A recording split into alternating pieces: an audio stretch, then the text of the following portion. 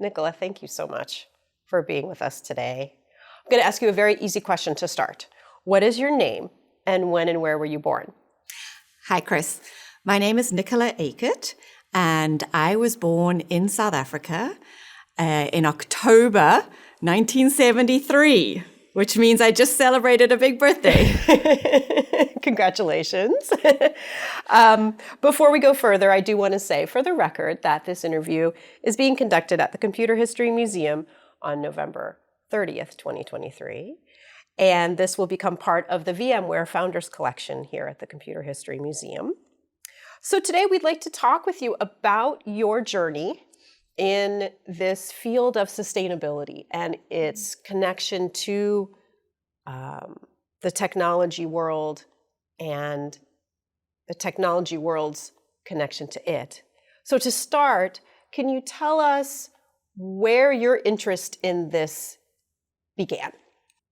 Sure. I think my interest in sustainability and the environment goes right back to my roots. I was born on a farm outside of Pretoria, about 100 kilometers from the capital. And, I think my land ethic really came from those early formative days as a child of a farmer and a school teacher. I recall holidays we would go to the bush, which was like going on a safari. And I think probably one of the most formative experiences was in the equivalent of about the 4th grade when we had a field trip to the Kruger National Park. And I absolutely loved it. I think I won the bird spotting competition. But yeah, I think it's really started there. And that land ethic and sensibility about the environment comes from my early days in South Africa. Mm-hmm. When this interest began for you, what kind of path was there for you to take? Was it in sciences? Where did you go?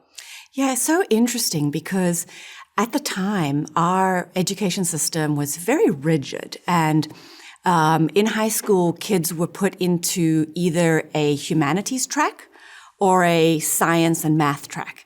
And I was put in the humanities track. And it really wasn't until I got to university and the University of California, Berkeley, that my passion around the environment and sustainability and science was ignited. So, I think back then there was no such thing as STEAM, right? The A in STEM. But I was really that person who had a natural inclination to the arts and humanities, but a passion for science and research and the environment and ecology. So how did you find your way to Berkeley? That's a long journey. Yes, that is a very long journey from Johannesburg, South Africa to Berkeley, California. And it was the tail end of apartheid in South Africa during that time. And I was very fortunate in that my parents and my mom in particular wanted to give me the opportunity to expand my horizons. And I had an aunt in California. And so they put me on an airplane when I was 18 to California, and I made my way to UC Berkeley and ultimately graduated with an interdisciplinary degree from Cal that set me on this career journey. So in those days, this would be the early 90s, this field of environment and conservation was developing as an academic discipline, but it was sort of rootless. Different departments might be involved. So what was your program like? Absolutely true. When I think about the arc of my life and my career, right, it was the early 70s that the Clean Air Act was passed. And fast forward to today in California, we've got SB 253, which is about regulating and requiring companies to disclose their impact on the environment, specifically with respect to carbon emissions. But that arc is amazing to think about, and where education and university training courses and curriculum fall into that. So I was very lucky, I think, at the time to be at Berkeley when this was bubbling up. And being the University of California, Berkeley, was so forward-looking, and there was a number of different paths and options. But what resonated with me was the opportunity to do an interdisciplinary undergraduate degree, which is quite, you think about the time, that was quite unique. So I loved it. I got to take classes in ecology and math and science, but then I also took economics and geography and business and, politics and all of that together. At the time, I think it maybe on paper didn't really make sense, but it did because it created the foundations for the work that I do today, which is about really trying to create solutions to complex, interconnected issues. And that, I think I take my hat off to the faculty at Berkeley in the early 90s who saw that and knew that it was important to give students a well-rounded interdisciplinary training. So I feel like I've benefited from that and from the amazing faculty back in the 90s. So where did you think this was going to lead you, this broad, and really it sounds like something that just drove your passion so much, but then you have to go out into the real world. Yeah. Where did you think it was going to take you? Yeah. I was one of those students who was very passionate and just hungry for learning and knowledge. And I wanted to go straight from my undergrad into a master's degree. And I have to give credit to my advisor at Berkeley, the previous, or the dean at the time, Sally Fairfax, who sat me down one day and said, Nicola, I think you need to go into the real world. Just take a year and go and explore the real world before you decide on your path for a master's degree. And that was the best advice, I think, one of the best pieces of advice I got. And so I did. And it turned out to be an incredible opportunity because I knew, you asked me, where did I think it was going to go? And I definitely had a, interest in advocacy and policy. And so that led me I back home. So I went back to South Africa, and the timing was amazing because I had the opportunity to work. Now, this is after Mandela had been elected president, and the country was in the process of a huge, massive policy reform. And I had the opportunity to work on natural resource policy for coastal management, which led to the country, the legislation that exists today for managing those resources in a sustainable way. And something, I think people aren't aware of is that in South Africa, in the Bill of Rights, there's a right to a clean and healthy environment. And so that time I spent 2.5 years, so longer than my advisor had recommended, but it was an incredible experience to get the opportunity to work in the real world, but to be part of history, to be part of creating the new frameworks and policy and regulation for an emerging democracy.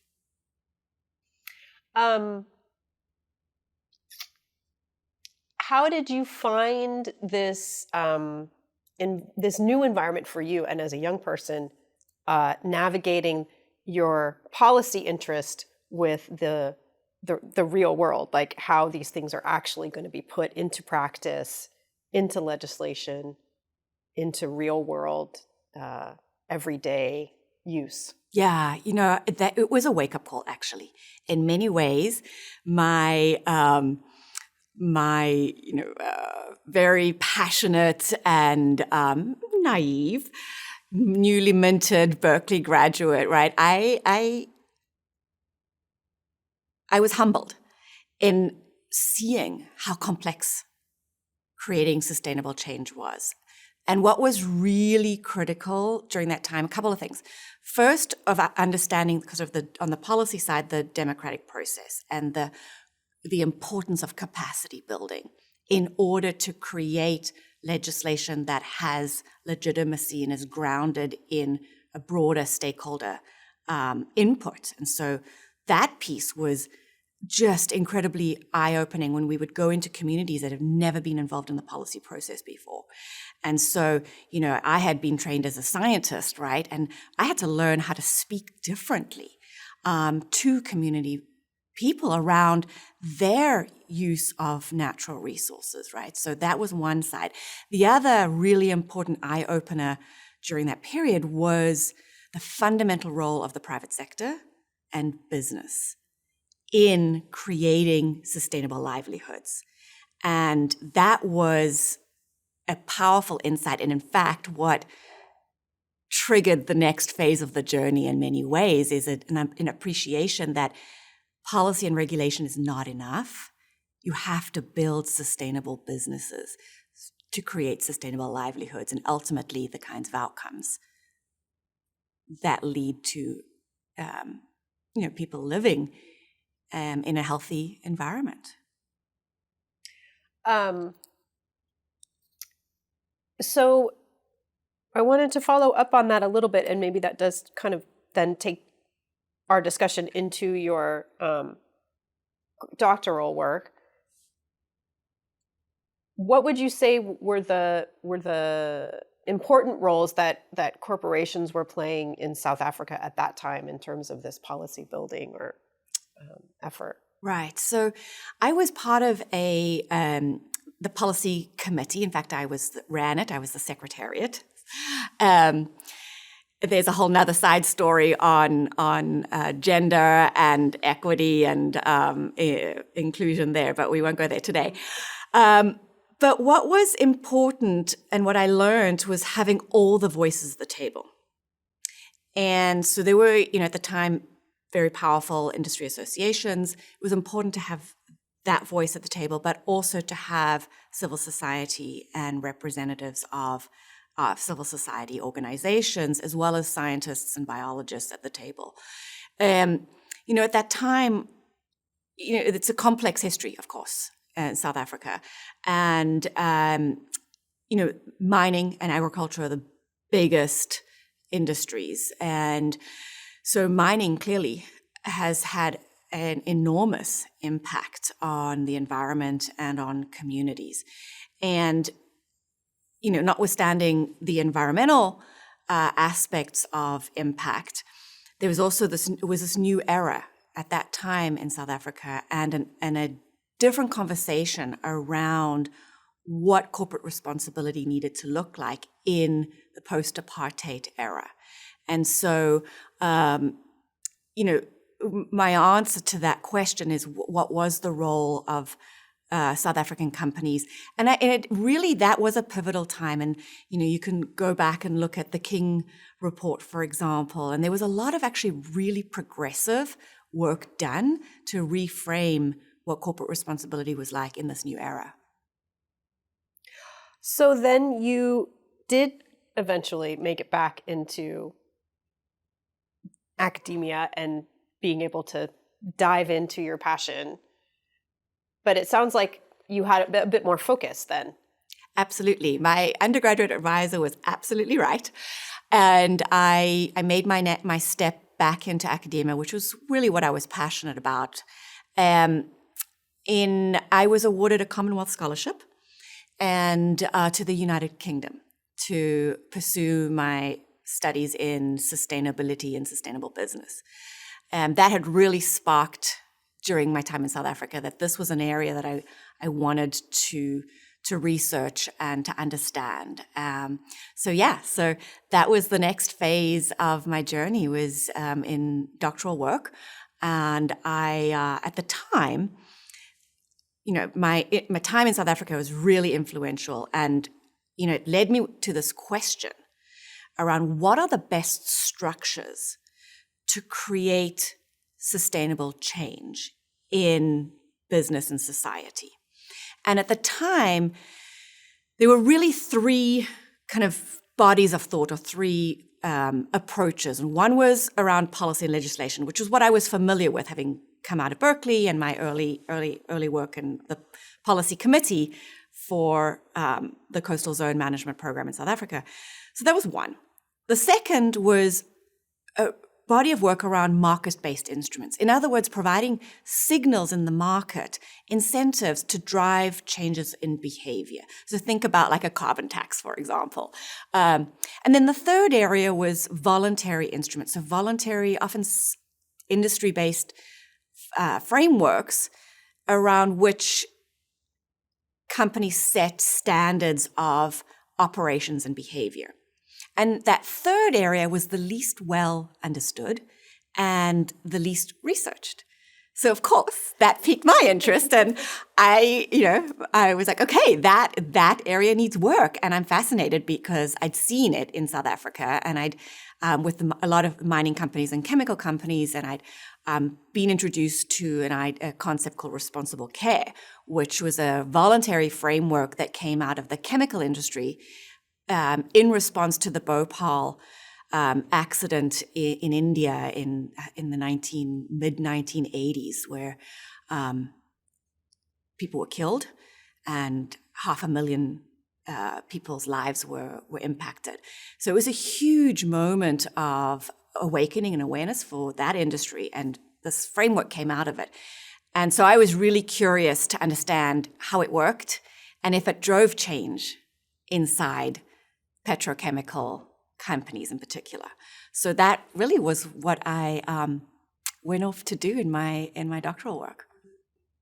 And I mean, did you come to a conclusion about how potentially successful this approach could be compared to the others? Yeah, I did. And ultimately, my conclusion was that there's no silver bullet, and that really it's a combination that's needed to drive systemic change.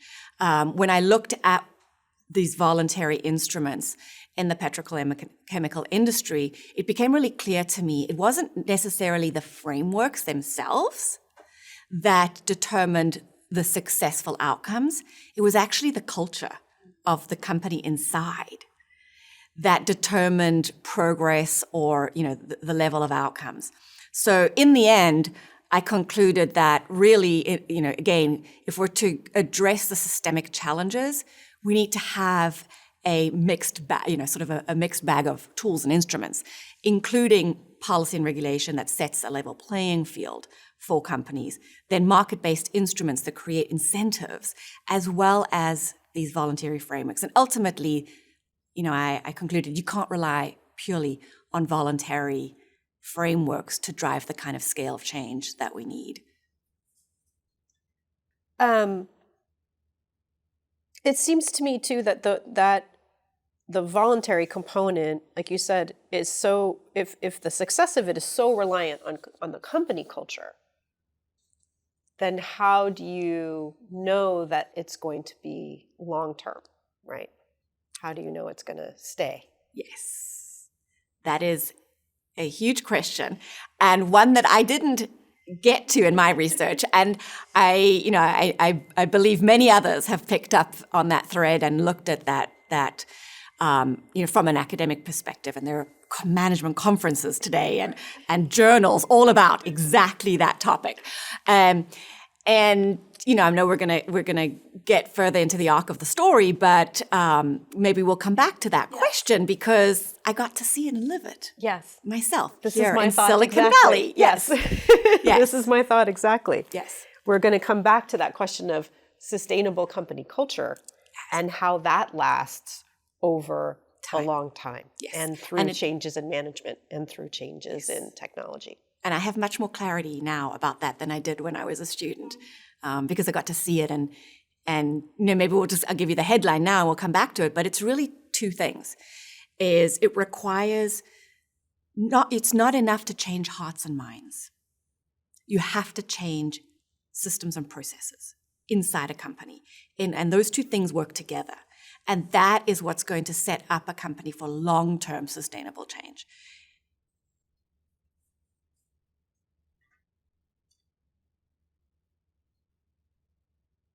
Good. Let's talk a little bit about your career in academia. How that trajectory that then eventually does get you to VMware. Yes. So you went from the doctoral work into an academic position, correct? I did, with a little bit of a kind of bumpy journey in between. Not really bumpy, but when I finished my PhD in the UK, I came back to California.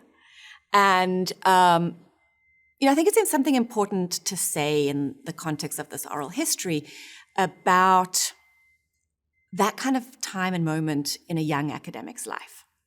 So at that time, I was in my late 20s.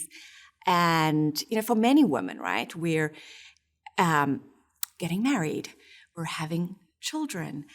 And it's also the most critical point in your academic career when you finish that dissertation, your PhD, to get on a tenure track. And those two things colliding together make the conditions to be successful in both really hard. And I ultimately decided, and it's a combination of things, right? And maybe a little bit of my impatience for impact that took me on a different path. So I continued my academic career, but in a very non-traditional environment. So I joined a startup school, classic California, a startup university based out of the Presidio in San Francisco, with this crazy idea to design in principles of sustainability to the entire MBA curriculum. And that was really exciting to me because it was academic, but it was pragmatic. And it was about changing the world through business school education. And given everything I had done up to that point, it was perfect and so exciting to be part of this startup. I joined the faculty in the first year with 20 students, 20 brave souls who signed up for this very non-traditional MBA at an unknown school called the Presidio. At the time, it was the Presidio Management School. Today, it's the Presidio Graduate School. And that was the beginning of a very interesting and important journey. Presidio was one of the first graduate schools in the country and probably around the world to boldly and intentionally integrate sustainability in every single class, whether it was finance and accounting, to operations, supply chain, to management, strategy, and communications. Every aspect really taught students how to think differently and how to think about the discipline of business, the practice of business, with a lens of sustainability. So what were some of the things that you thought were most important for students to take into the business world? Yeah, absolutely critical was this combination of sort of core business competencies. And in many ways, that was the easy part, right? The much more important part was what I call the human dimension of being a leader in sustainability in business. Because these students were often they really took two paths. One was entrepreneurial, where they would set up a sustainable business. The other was going into corporations to lead change. And fundamentally, those roles are change management roles. So those soft skills, communication skills, stakeholder engagement skills, those were probably, I would say, the most important, because that, and I learned it myself when I stepped into that role. Those are the things that often I think get skipped over in business school education and so technical, but that's what makes leaders, is their ability to connect with other people and to create change through collaboration, through relationships, through strategy where you're in partnership with others. Because sustainability is not a single discipline. It's not like marketing or finance, right? It runs through everything. Obviously, they're core principles, and it's based on ecology, of course, but it's a very interdisciplinary field of work.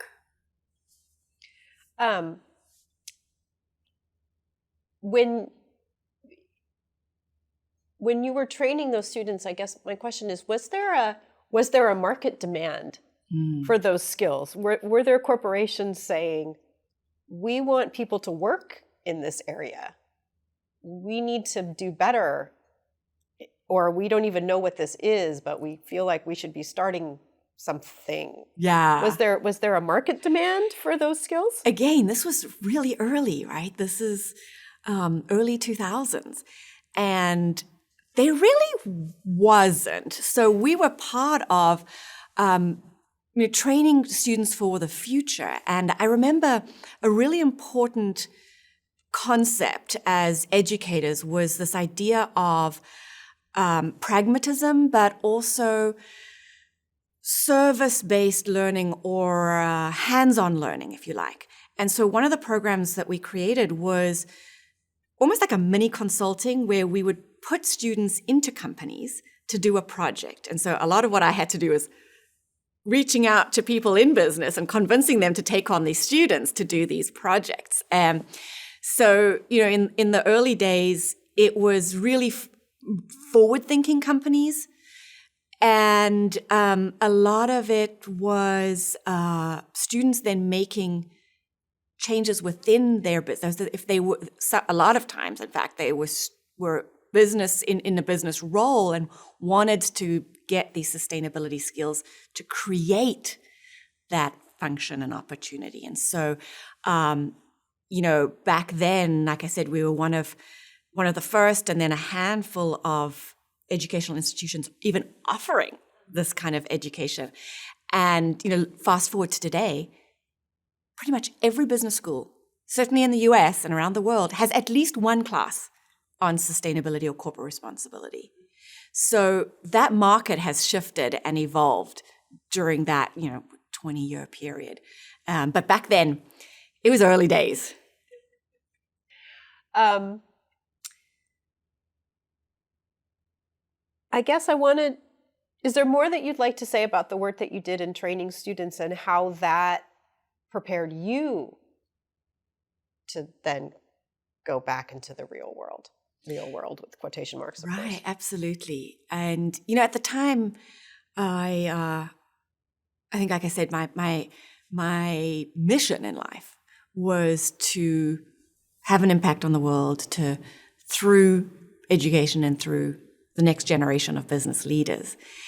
And in that process of teaching, I learned some critical skills and a mindset and a perspective that I don't think I could have gotten any other way, that then has become part of my repertoire, just a core part of what I have been able to do in the corporate environment in the last part of my career.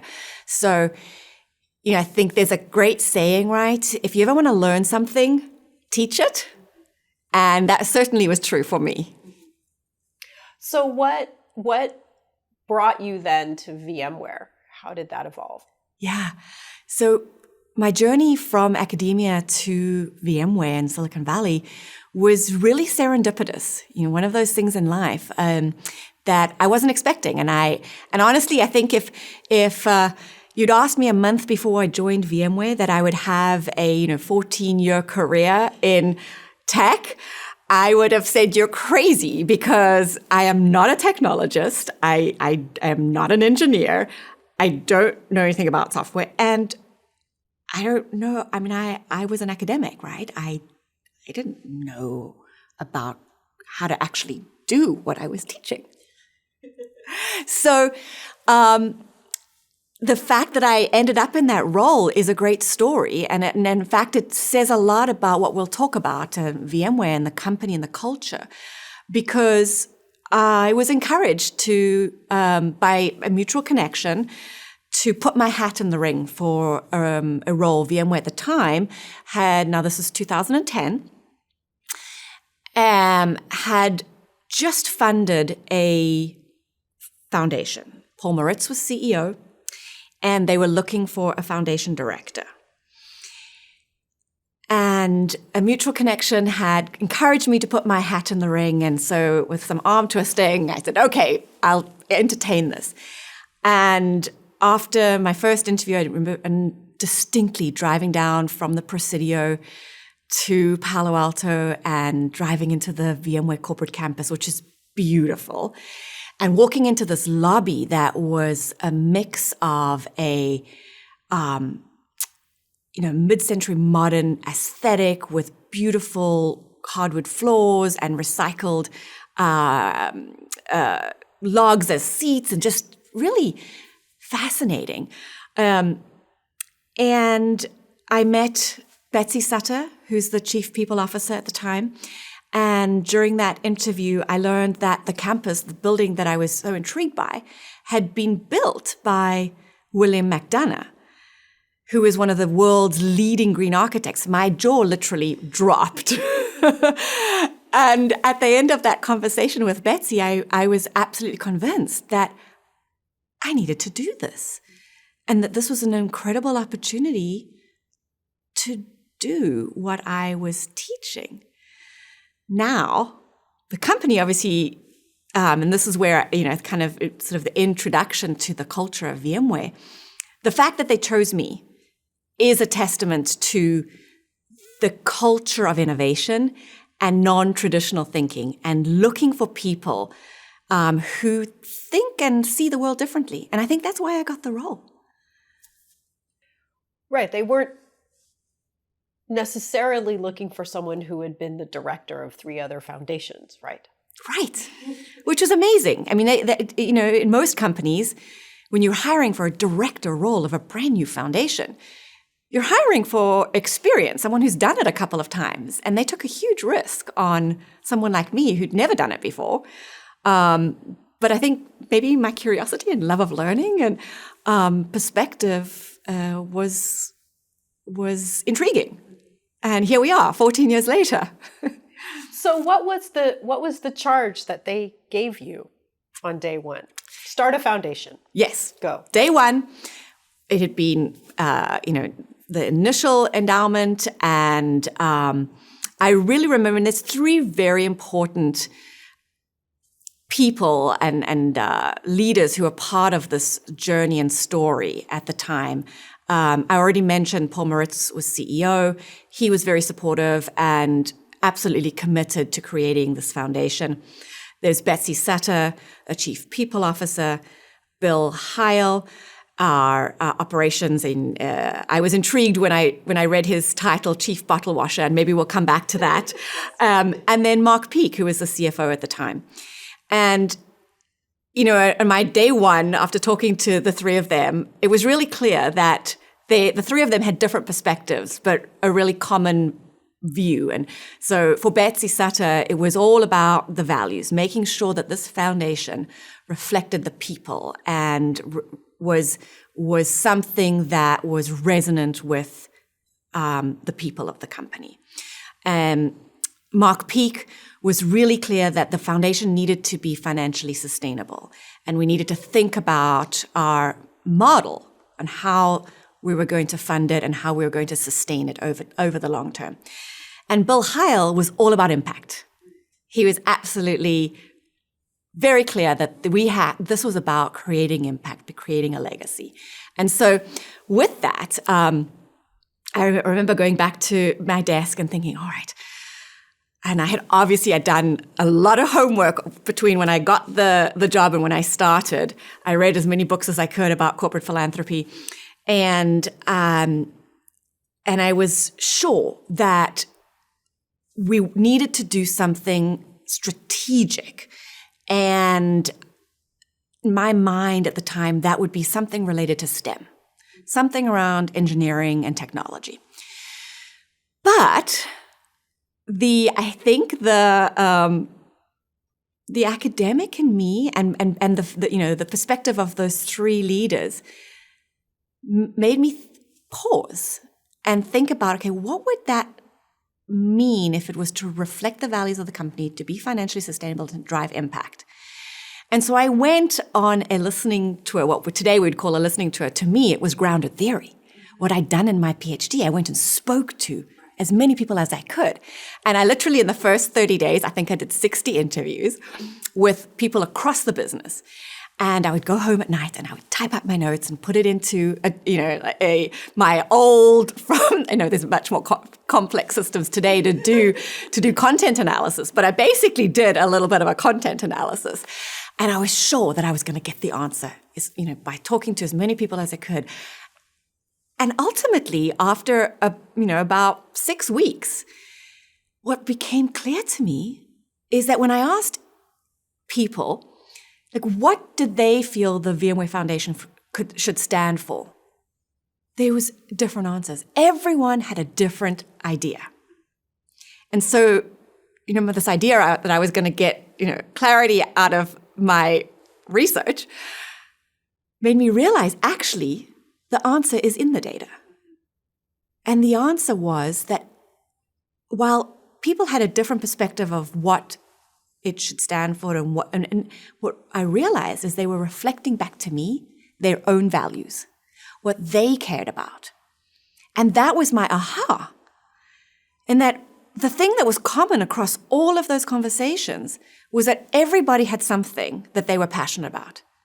And everybody cared about something in their community, but they were all different. And so that was the seed of the idea that became the VMware Foundation, and that is that everyone has something to contribute.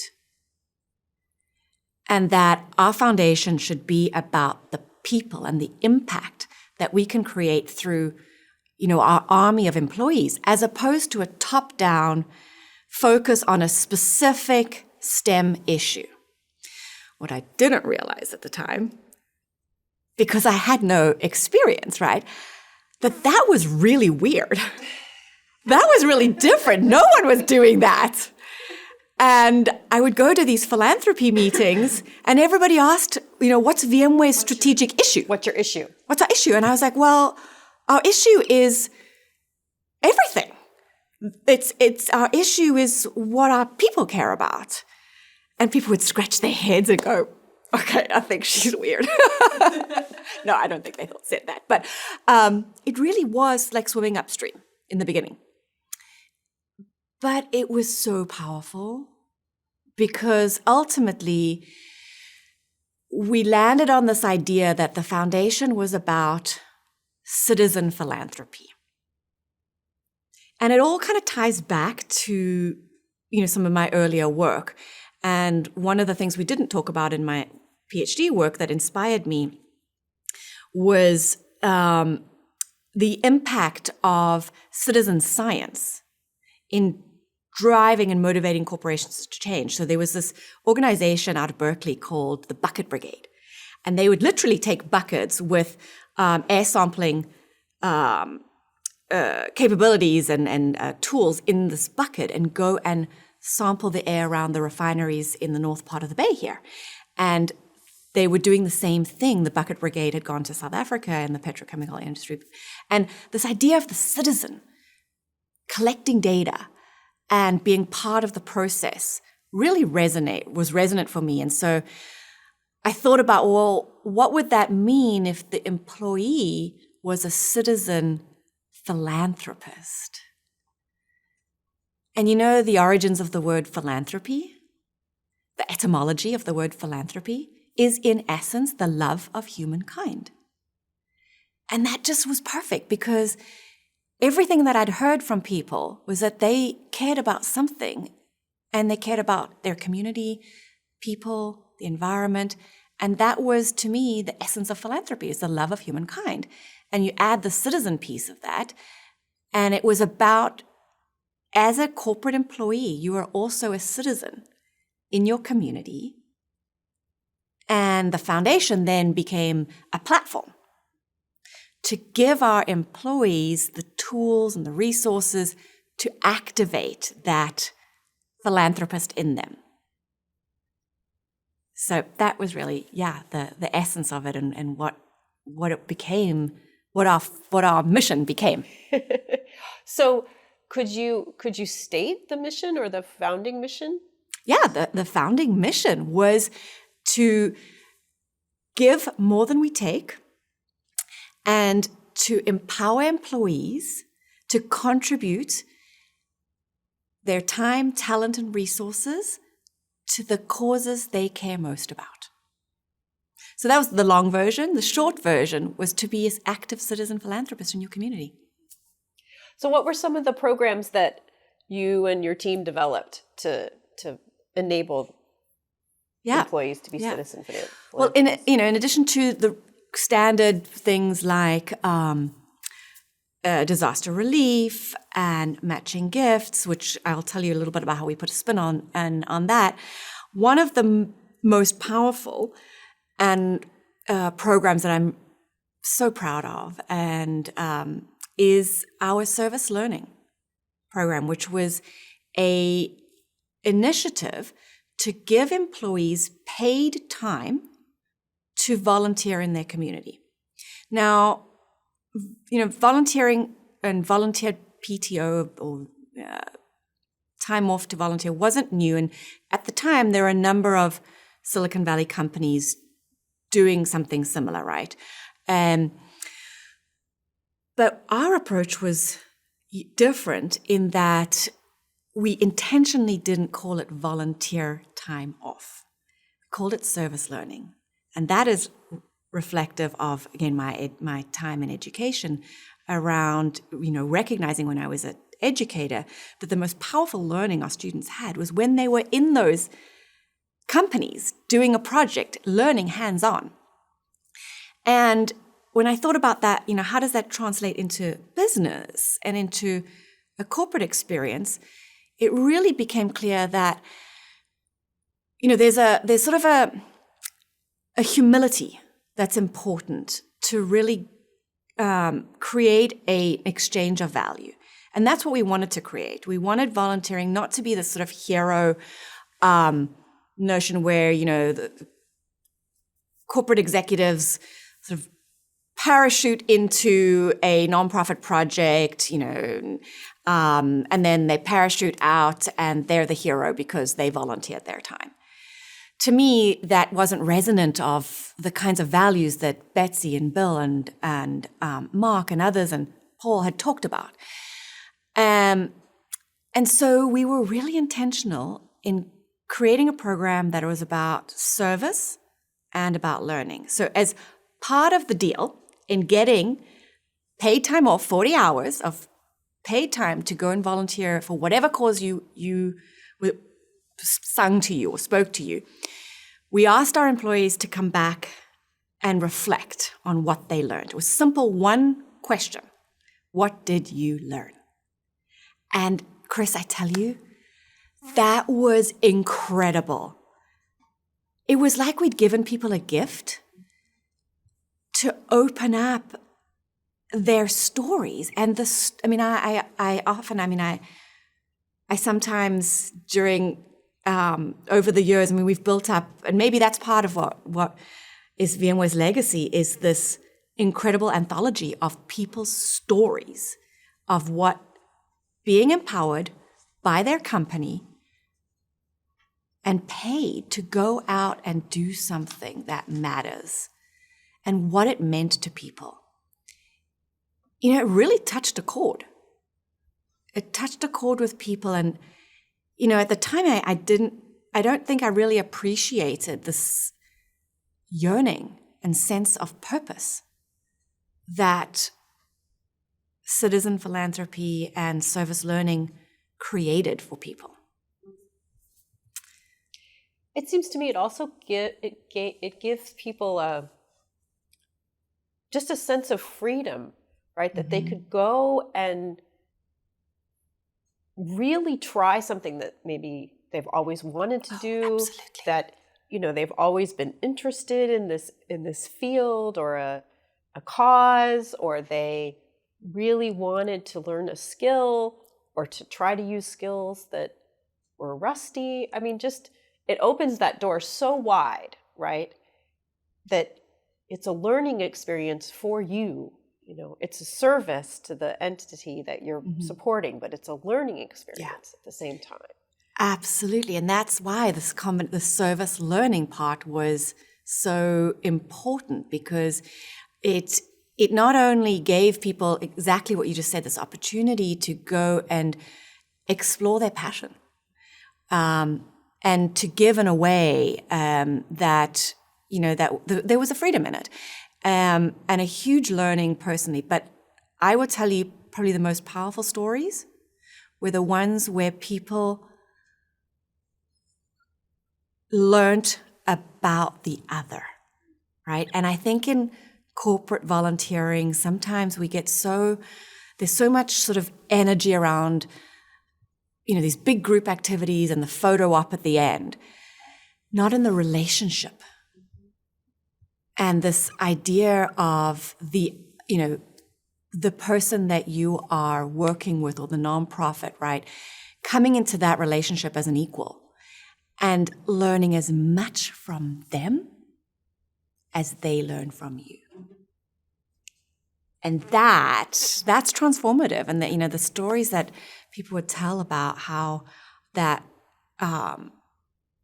experience and the sense of humility that was important in going into it created for them in their lives. I think those will live on. Those are. I think about the 1,000 points, you know, and then of course there's the wonderful nonprofit 1,000 Points of Light. But that's it. It's these touches, and they amplify. And you think about, you know, VMware's employee base, and each one of those people is a little light that then lights other lights. So how did this approach become, I don't want to say how did it become part of VMware's culture? Because I think, from what I know of VMware's culture, it grew out of it very naturally. What you brought really expressed something that was already there at VMware. Absolutely. Right? But talking about how you have to have that company culture to sustain a sustainability focus. Yeah.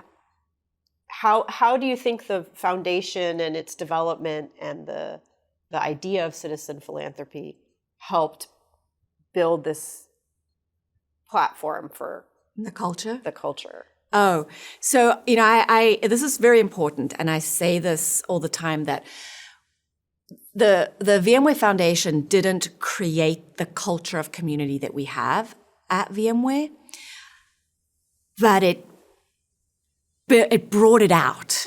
It enabled, and I think it fueled what was already there. You know, and I think back, and of course I joined in 2010, so there's, you know, already a very important, the early phase of VMware's culture, right? That was the roots. And what we did with the VMware Foundation was we created some structure and we watered those roots. And and from that emerged this incredible culture of service and culture of community. So, you know, I'll just give you kind of a tangible example of how I saw that happen. So, you know, we spent the early parts of building the foundation, and we didn't do any sponsorships, no sponsorships. We didn't do big events. We spent the first 2 years working on enabling culture. And maybe later we can talk about how you do that. But we spent a lot of time. For example, we did our service learning fair. I remember in my I think it was in the first 8 months, where we brought nonprofits from around the Bay Area to VMware campus. And we had this big event where we invited everyone. It was like a 2-hour period over lunch, and we brought in food. That's one thing I learned in Silicon Valley. If you wanted people to show up, bring food, you know, make sure there's food, and it worked. But what was so amazing was our big hall was packed with people. And so we did things like that, and created the infrastructure, right, the back-end systems of how we were going to approve time off for people, our matching gifts. And then we worked on another program, which we can talk about later, called Citizen Philanthropy Impact Grants. But that was in the first 2 years. And then during that period, we had a CEO transition, and Paul Moritz left and Pat Gelsinger became CEO. And one of the great things about Pat is in his first 60 days, maybe 90 days, he kicked off a project around values because he wanted to understand what the company values were. And I was very lucky to be part of that project. And we took a sort of a grounded theory, although I wouldn't say that in the boardroom, but that's really what it was. And talking to employees, and we went through a process to identify, what the company's values were. Because up until that point, the company values was written, and I still have it, this piece of paper that Diane Green had written with, what the company stands for and the core values. And I'll never forget humility and humor were on that list. But so this exercise was Pat's opportunity to establish, what is here and establish what is going to be. And out of that, we identified what now is the infamous EPIC 2 values, and that you ask any VMware employee what the company values are, and it's EPIC. And then you ask them, well, what does that stand for? And it rolls off the tongue, right? Execution, passion, integrity, customers, and community. And so through that process of defining what the values were going to be, we engaged employees around the world, and passion was very, very clear, and clearly around innovation and what VMware stands for, and of course execution, getting stuff done, integrity. It's always been a part of the company's values. And then customer, of course, who we serve. But what was amazing is that community was up there. It was one of the top values when we looked across all of the feedback from the various sessions that we did. Community and giving and service had become so important that when Pat came on board, there was no way that community could not be part of our core values. So, that's just a little short, description of how that came to be. And it wasn't by accident, right? It was by intention, taking what was already there, creating structure around it, watering it, and allowing that to seed and emerge. So much so that you ask any VMware employee what community is about at VMware, and they will tell you about the kinds of things that the company stands for, the way that we create this platform to give and contribute and be active citizen philanthropist. The last thing I want to ask you about on that note is about how you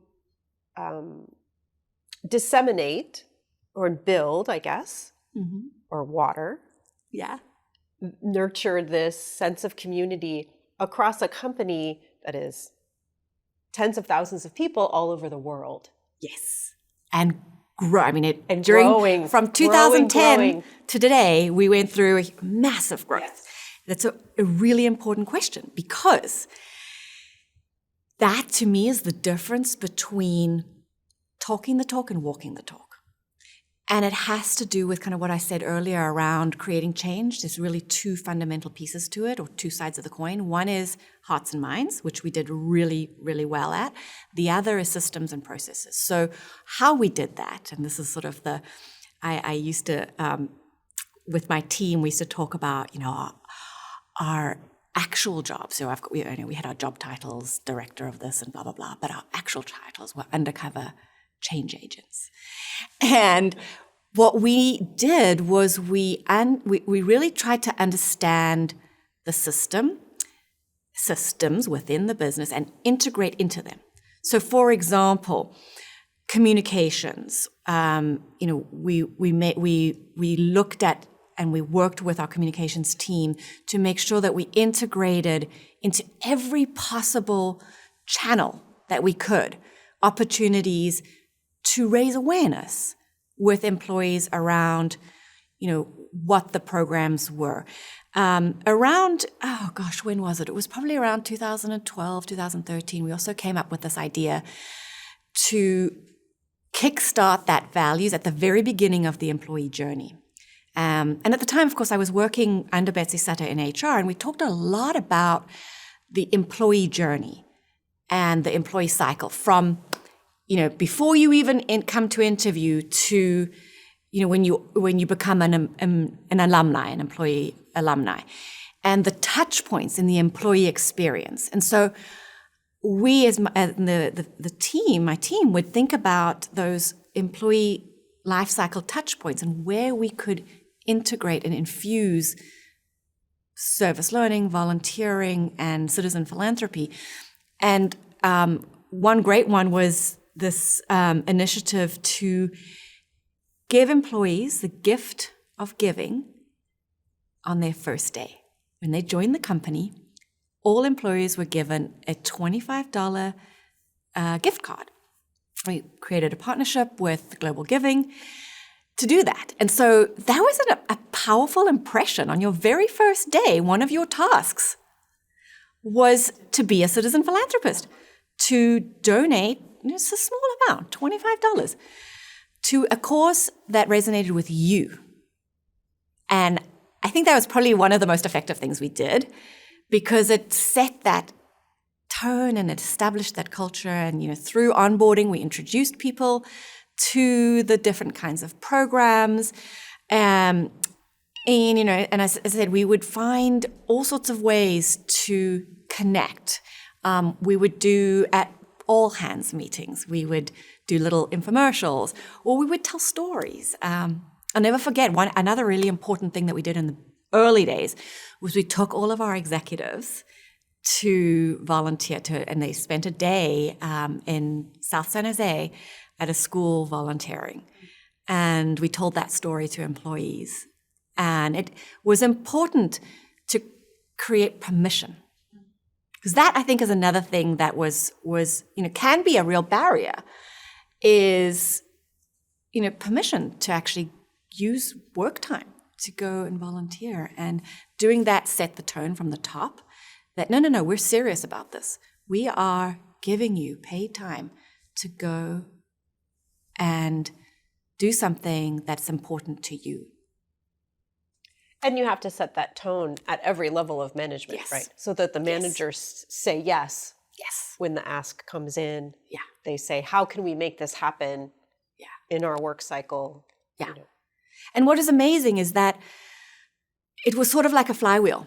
And you asked me, like, how do you sustain that? And at some point when you do that, when you focus on both integrating into systems and processes, and using communication and demonstrating those values, they build a life of their own.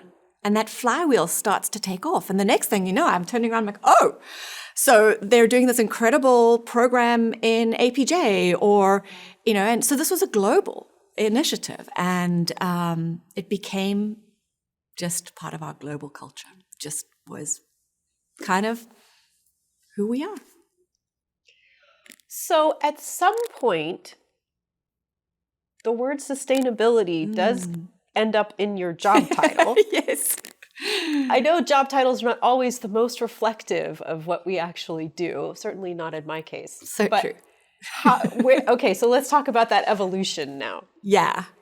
And that's, again, I think a testament to VMware and the kind of company that VMware created, was really an opportunity for people to build their career and have different kinds of experiences. So I often sort of try to explain my tenure at VMware in 3 chapters. So we just talked about the first chapter, which was leading the VMware Foundation, and the second chapter is where sustainability came in. And again, it was a really interesting moment. And things kind of came together.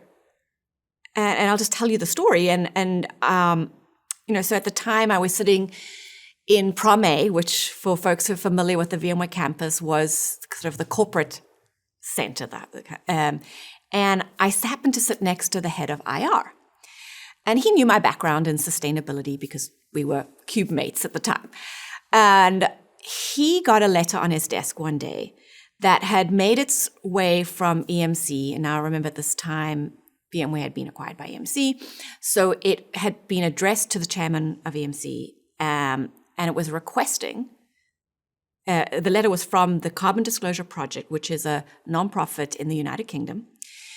And the letter requested that VMware disclose our carbon emissions independently of EMC. And, my colleague at the time was really perplexed by this. And he showed me the letter. And really that was the moment, because I knew, and I said to him, oh my gosh, I know exactly what this is. And I think I know how to do this. And so I took the letter to Betsy Sutter, who was my boss at the time in HR. And I asked permission to work on it, to put together a sustainability strategy for VMware. Because at the time, the company didn't have any sustainability goals or policies.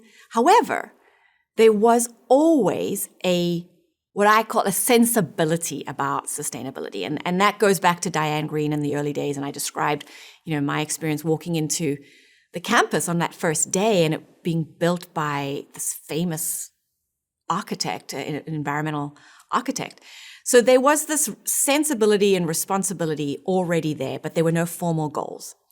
And so I got the green light to go and do this sort of side project while running the foundation. And that led me to many interesting conversations. And I'd love to relay a story now. Probably one of the most important was with our CTO at the time, Steve Harrod. And I'll never forget it because, I was curious and even though my job was leading the foundation, I really wanted to understand the business and the technology. And so I had this conversation with Steve Harrod and he explained virtualization to me. And a light went off.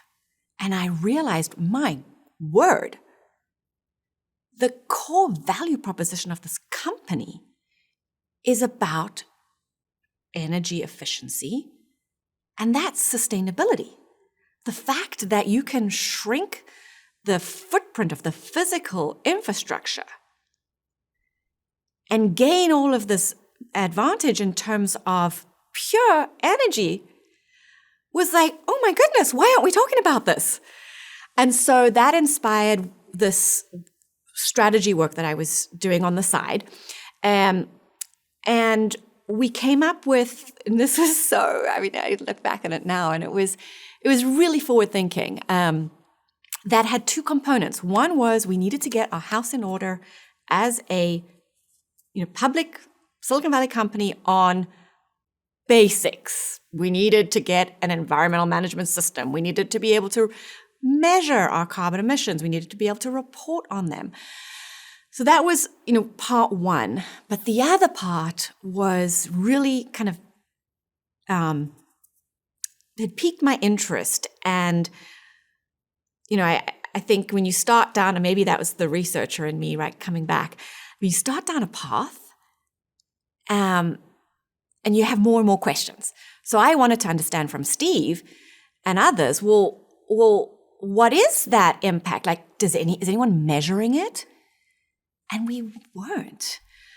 I did find someone who had built a carbon calculator, which is another part of the story. But we went back and put the strategy together, and the plan was to set big goals, ambitious goals, to reduce our carbon. First of all, to understand what our carbon footprint was in the first place, and then to reduce it to become carbon neutral. In some ways, we were catching up to many of our peers in being carbon neutral, but then we made a bold goal by 2020 to be 100% renewable energy powered. And at the same time, we set this kind of, it was a little bit, as some of my colleagues would say, fluffy at the time, but to figure out what the environmental impact of virtualization was. And that's what led to then my full-time job and getting the title of, at the time it was Vice President of Sustainability. And let me pause there because there's the next chapter, right, which starts with innovation and the Office of the CTO. So let's talk about that first sustainability agenda. First of all, the measuring VMware's impact of its products and its technology, right? So yeah. What kinds of tools and approaches did you use to try to get a handle on that? Yeah, that was a challenging project. And I remember asking a big brand consulting firm if they could help me with it. And they turned the project down. And so then we kind of went back to the drawing board and brought in a bunch of legendary VMware people and put our heads together around how we could do this. Now, the challenge wasn't just at the individual sort of virtual machine level, but was at the industry scale. And ultimately, that led us to doing our own sort of back of the envelope calculations. And, I have to give shout out to, business development team and to folks in the Office of the CTO and a really brave group of people who did a radio project, which is our R&D offsite project on, how do we calculate this? And that led us then, to getting sort of an internal ballpark around what we thought we had enabled. And I remember taking it to Ray O'Farrell, who was the CTO at the time. And, of course, everyone is aware of this legacy, but we'd never documented it. And when Ray first looked at the data, he kind of looked at me sideways. He's like, are you sure about this? Because we'd come up with a really big number. I said, Nicola, you need to go back and check this. And then you need to validate it. So what we did was we then sponsored a project with IDC. And they helped us really from a credibility perspective because they took their virtualization tracker, which looked across the industry, right, at how the adoption of virtualization. And based on their methodology, with input obviously from my team and on the carbon and the energy and carbon calculation side, we put together a framework, which then for 5 years we updated every year. And the most recent one was an enormous number that VMware can be very, very proud of. And it's, over 1.2 billion metric tons of CO2 were avoided in the data centers because of VMware, because of virtualization. And that's extraordinary. It's an impact that I hope really is remembered as part of VMware's legacy. VMware bent that curve on data center emissions.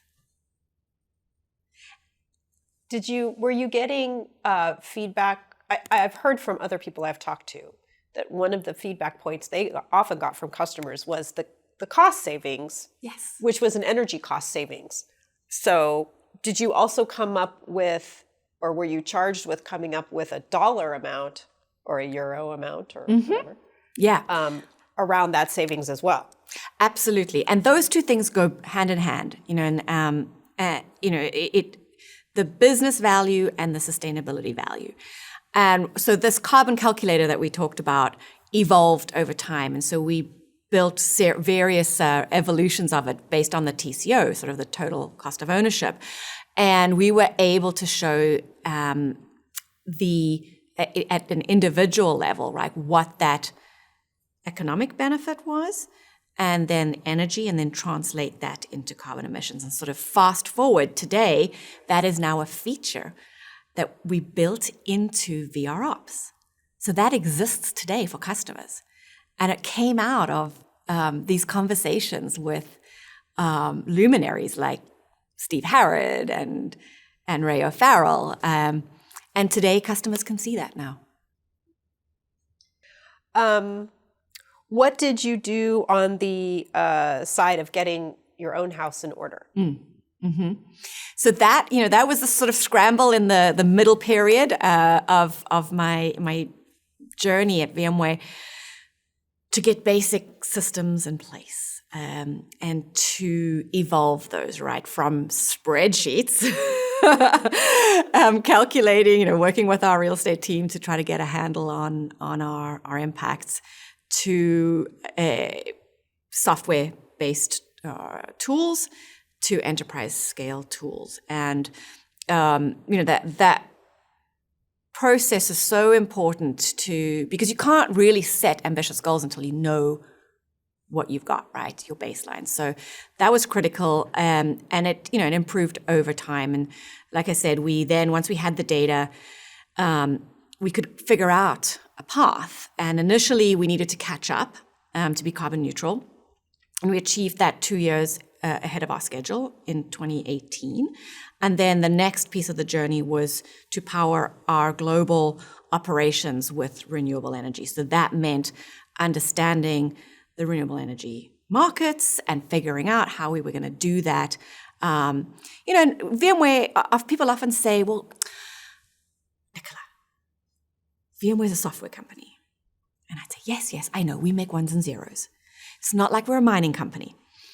But still, in order to have credibility, right, you've got to walk that talk. And to me, it was really important that we created, and kind of, I think back to both Mark Peak and his guidance to me around sustainability of the foundation, and then later on, Zane Rowe, who was our CFO, who really partnered with me and the team on how do we build a long-term investment plan, a long-term investment model to maintain our commitments to being powered by renewable energy, and to meet then, because later on we set more ambitious targets around reducing, getting to net zero. So that's sort of another phase we can talk about.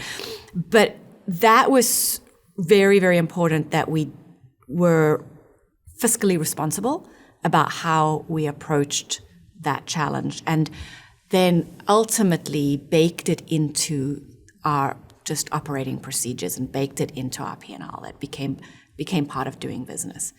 And because we were able to do that, we were able to accelerate. Whether you are actually building a box or not, you do have a carbon footprint. Absolutely. Everyone has a footprint, right? So everyone is part of the solution. Absolutely. Yeah. Absolutely. And, I think that concept of the value chain is really only today starting to emerge and become resonant, and part of, I think, this evolution of sustainability being sort of a real estate thing, or, I used to talk about recycling your yogurt cups in the break room, super important. Let's keep doing that, everybody. But when we think about the bigger system within which we're operating, yes, we're a software company. We make ones and zeros. But that software is fundamentally dependent on clean, renewable power. All the amazing things we can do in software won't happen if we don't have clean, renewable power. And that's where sustainability and climate change integrates or connects directly with technology. And so, yes, getting your house in order, making sure that your business, you can run a sustainable business, and that means everything like procuring renewable energy, taking care of your waste streams, et cetera, et cetera. But then it's also about how do you think about the products that you're creating in the world that enable better solutions. So that, I would say, is sort of chapter 3. Chapter 3. Yeah. Yeah. Because it seems to me that the role of technology innovation is so vital now and has been arguably all along, but we're seeing it, we're recognizing it now. The innovation it's going to require to keep our planet sustainable. So how did VMware start to move in that direction? Yes, really important pivot point was the kind of combination of a spirit of innovation that's always been there, but was, I think, ignited, certainly for me, during Pat Gelsinger's tenure. And I never forget one sort of random meeting where I was waiting for somebody else and Pat walked past and came and sat down and, asked me how we were doing on our sustainability goals. And I told him sort of, what I've sort of shared with you up to, because that's where we were at chapter 2, end of chapter 2. And Pat paused and looked at me and he said, Nicola, can we get there faster? Can we innovate faster? What more can we do? And I said, okay, Pat, let me think about it. I'll come back to you. And I did. And what we came back with was the sort of the seed of what became then chapter 3. And that was that we needed to think beyond our our boundaries as a company, our physical footprint. And, the kind of the early innovation that, I talked about documenting and creating a framework for capturing the legacy that VMware created, like the legacy of virtualization, and go to the next level. And so we came up with this idea, it's crazy, to build a prototype community microgrid on the VMware campus that was powered entirely by renewable energy and that we could use as an incubator to explore the idea of what's going to happen once technology and compute pushes out to the edge, and we're working in environments where compute needs to be out there, right? Not necessarily in a central or a on-prem data center, and the energy needs, right? Recognizing now how the fact that the world is going through an energy transition and computing is going through a massive transition. And sort of for me, that connection was really something exciting and an opportunity to think beyond where we were. And Pat agreed and green-lighted this crazy idea. And I think something we as in the technology field take for granted really is that fundamental dependence on a reliable energy system. And the reality is that system was designed over 100 years ago for a very different kind of economy that we have. And so the kinds of things that the promise to me of technology and AI and, where we're going can't be reliant. That infrastructure is not sufficient or reliable, and certainly not green and clean enough for the kinds of future that we can imagine and the kinds of future that's possible with technology. And so that's what we wanted to do in this project. And so we started on that journey. And it's maybe a story for another time, Chris, around innovation and how to do that kind of complex multi-stakeholder project on a working corporate campus in the midst of a global pandemic. I think this is the perfect place for it. Okay. Because we're right down the road from it, first of all, right? And also that this kind of innovation, this kind of thinking is, I think, honestly, where technology companies need to go to solve to help us solve some of these problems. So yes, please. Right. Well. Let me try to make a very complex, challenging 4-year process succinct. And we'd got the green light to do this prototype, and the vision was to create a independent system. So to connect all of the buildings on the Palo Alto campus in the research park to a modular microgrid or energy system, so that the campus could either, had renewable, local, clean energy, number one.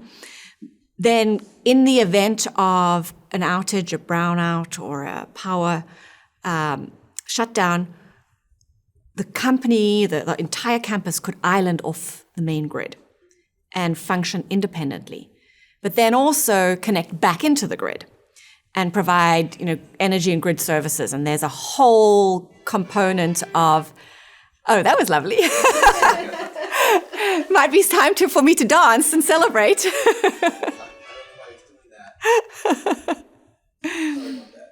No problem.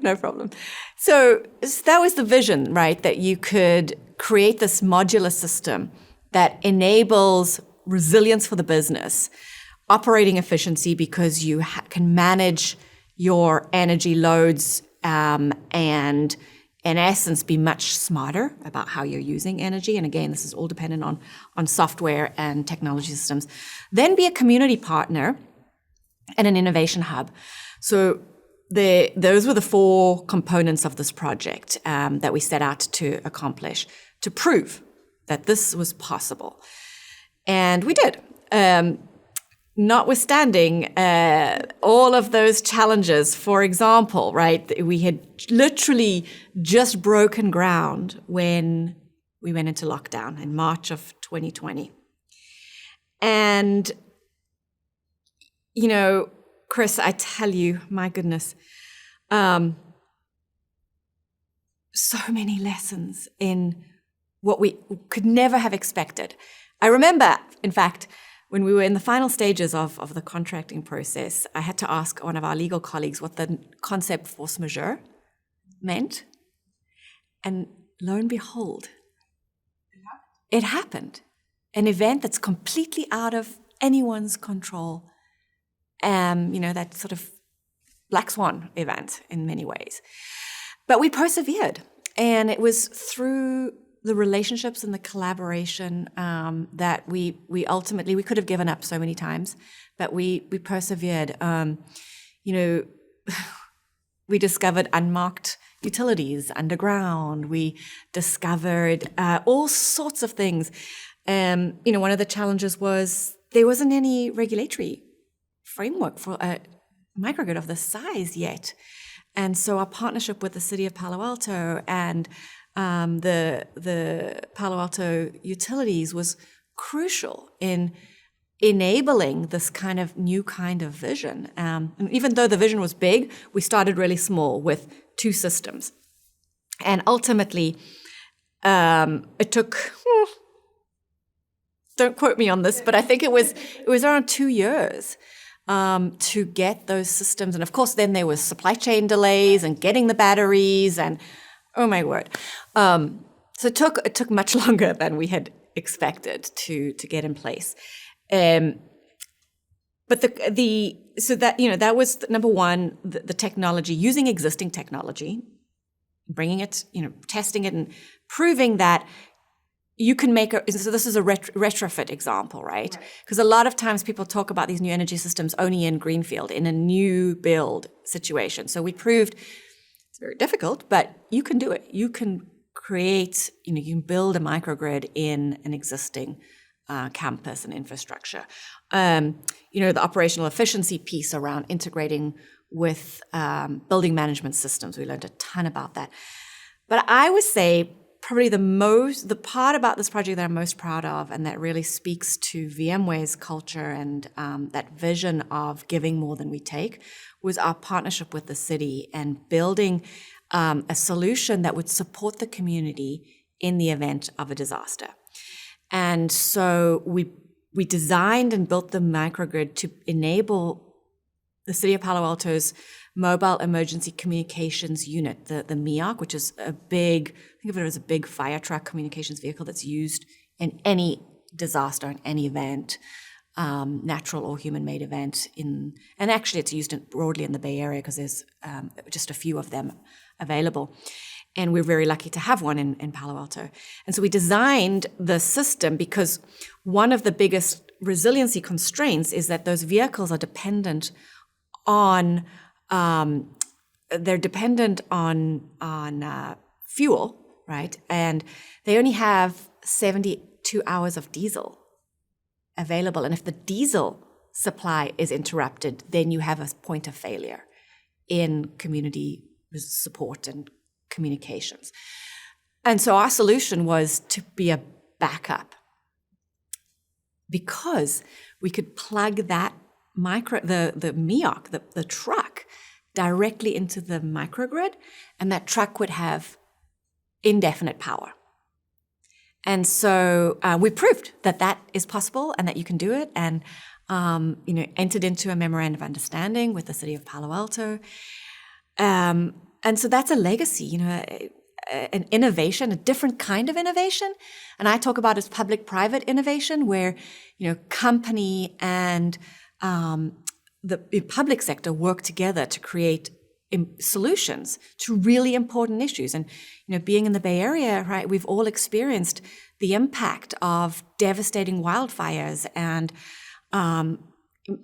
massive rain events that cause havoc.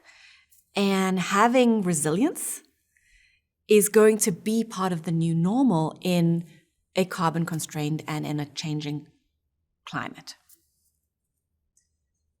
It's a fascinating story to me because it does absolutely show that trajectory of needing to think about all of the threads, all of the components of the problem, right? Absolutely. And also recognizing that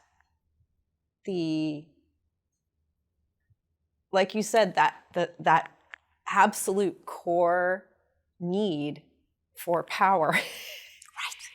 That we take it for granted so much, Mm-hmm. and we can reduce power use through Absolutely. virtualization, through new technologies for systems use, for better air conditioning, whatever it is, right? You name it, We can yes. reduce the need, but the need is always there, always there. Absolutely. And so that's where innovation comes in, right? And I appreciate the notion that innovation is about constraints, right? And we have one massive design constraint right now, and that is planetary constraints. We are up against planetary boundaries.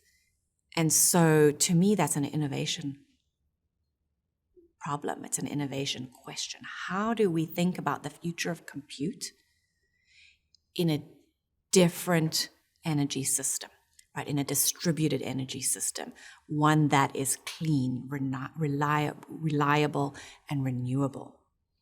That's massive.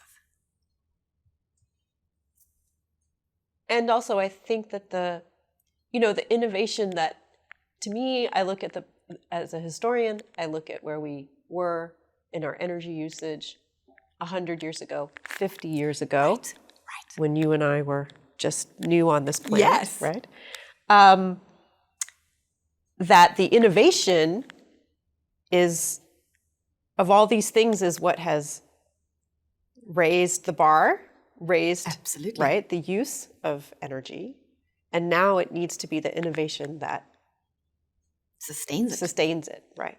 Right. Yeah, it goes back to what we were talking about earlier, right? That the system that we rely on was designed 100 years ago.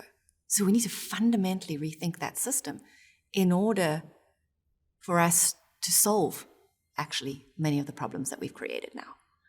And technology is crucial. It is, I think about it as sort of this center point in a trifecta of system level changes. there's policy, enabling environment. There's the economic incentives, and then there's technology. And those three things together, to me, is what the future is about. If we're going to unlock a better future that is shaped by technology, but also is we use technology to regenerate the system that we live in.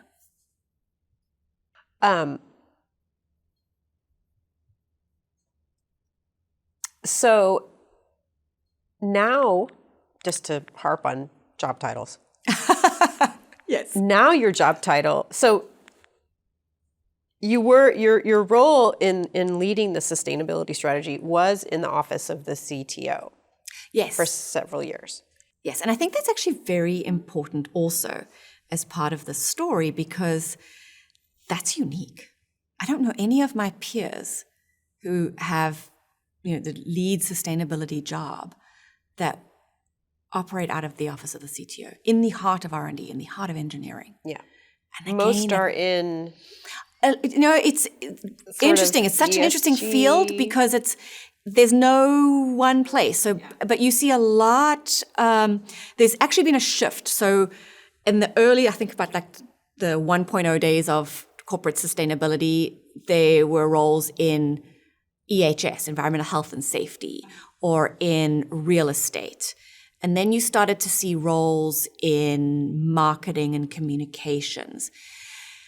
And more recently, you're starting to see chief sustainability officers in either strategy or finance, which again is a reflection of this journey of the field. So I definitely am an outlier in that, my sustainability role, like kind of that middle chapter, and this last chapter, I've been operating out of the office of the CTO. But so now you are the chief sustainability officer. Yes. So now you have your own office, so to speak. Yes. You're not sharing a cube anymore. I do, yes. I graduated to an office. And then I graduated to a virtual to your home office. to the desk next to the dishwasher. Yes, precisely. So I guess what I want to ask is, from this platform, what is the drive? We've talked all about it already. We certainly touched on this already, but just what is the drive forward from this platform now? So this platform, I describe it as sort of wearing two hats. And the first is the enterprise role, right? So that's my chief sustainability role, where I am responsible at the corporate level for VMware's strategy around sustainability and our long-term vision.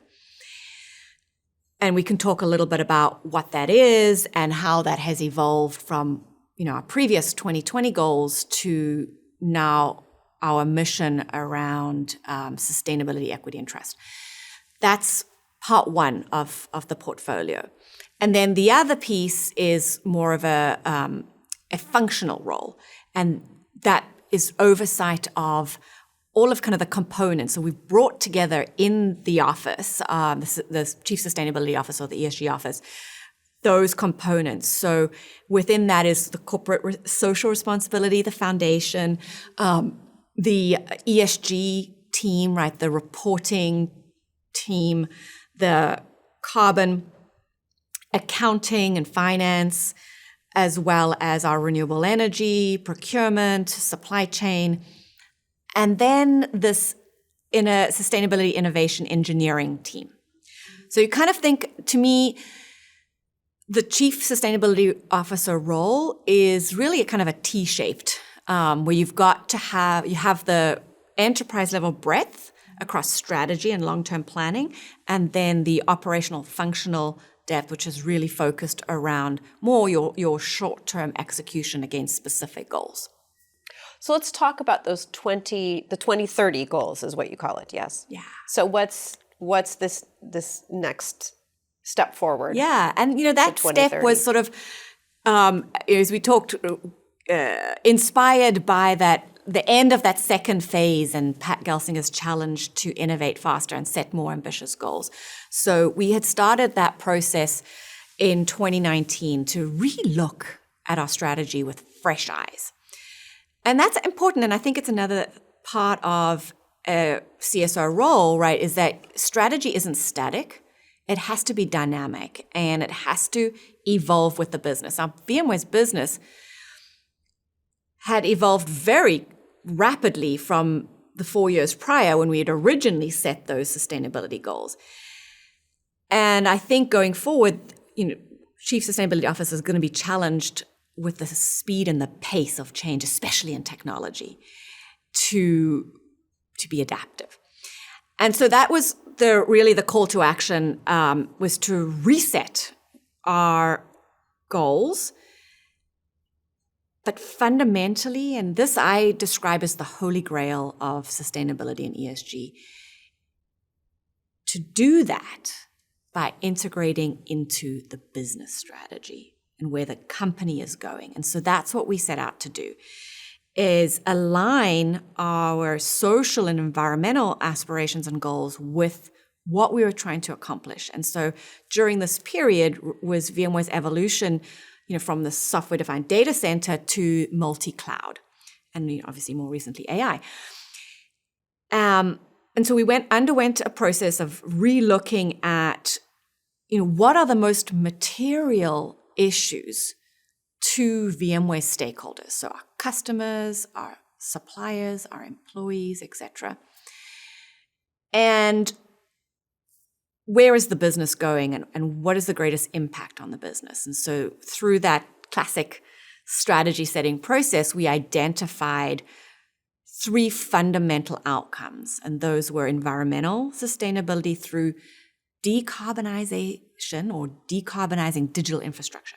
That's our bread and butter, right? How do we make digital infrastructure of the future carbon-free, both through, making it radically efficient, our own software, but also the environment around which that infrastructure works. Number 1. Number 2 was about equity and outcomes around how do we play a role, VMware, in enabling a more accessible digital future. And a key part of that was around, really what got accelerated in the pandemic, and that's the digital infrastructure for remote working. So Workspace ONE, for example, became fundamental to everyone's success in quickly pivoting to that distributed work environment. So thinking about it through the lens of equity and how do we make work and digital experiences more accessible around the world. And then the third piece of the strategy is around trust, and trust earned not only through, compliance with privacy and data security, which is a massive issue in software and in tech, right? And for all companies, all of our customers, but also trust earned through resilience and our product security. So those are the 3 components of what we then built out as our long-term strategy. And what was beautiful about that is it dovetailed right into our business strategy. And so, one of the biggest compliments is, without prompting, our CEO, Raghu Raghuram, he talks about how sustainability is our business strategy is a sustainability strategy because we focused on those 3 outcomes for our customers. In addition to enabling that multi-cloud infrastructure and AI capabilities, we're doing it in a way that's sustainable, it's equitable, and engenders trust. It's a big job. It is. I think people really underestimate the scope of and I would say a truly business-focused Chief Sustainability Officer role. I think a lot of people outside of the industry see it as a mouthpiece role and don't understand that the role is, in its best way meant to impact all of the company's operations and drive a strategy towards achievable goals, that it's not just someone who's going to be available for interviews 100%. or sign the ESG report. 100%. And I, as I said, I think that's the holy grail. It's the real work is organizational change and transformation. Sustainability is a transformation agenda. And that's not going to happen if your role is just a spokesperson. And the proof will be in then the outcomes, right? And this sort of takes us full circle back to, I think about, the early days of my graduate work and thinking about how do you drive real change? And, there is the voluntary piece, there is the, obviously regulation piece, and then there's the market-based piece. And it's no longer going to be sufficient to just talk the talk. Got to walk the talk by executing and building it into the business. So it's no longer enough to have a little CSR team that does a report off to the side of the business. That's not going to cut it. It's not going to get to the long-term value, and it's not going to get to those complex challenges that we face as a society.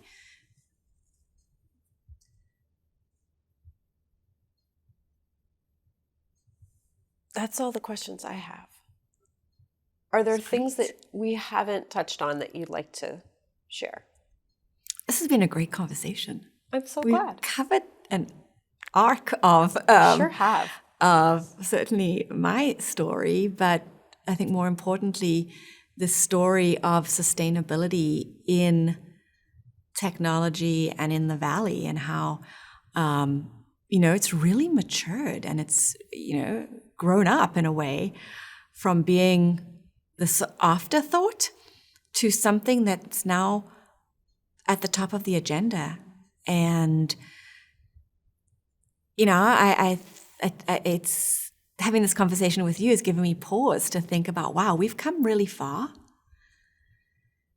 but we haven't come far enough. And, maybe I think what we haven't talked about is where to from here, right? Where do we go from here? And what does that look like? What does the future look like? And I'm excited about it. I think, with full humility and understanding what we're up against, right? The scale, the planetary scale of change. But being here is also really inspiring because of the spirit of innovation that we, with intention, we can direct innovation for large-scale positive impact. Thank you. Thank you. It's been great talking to you today. It's been my pleasure. Thank you for having me. Thank you.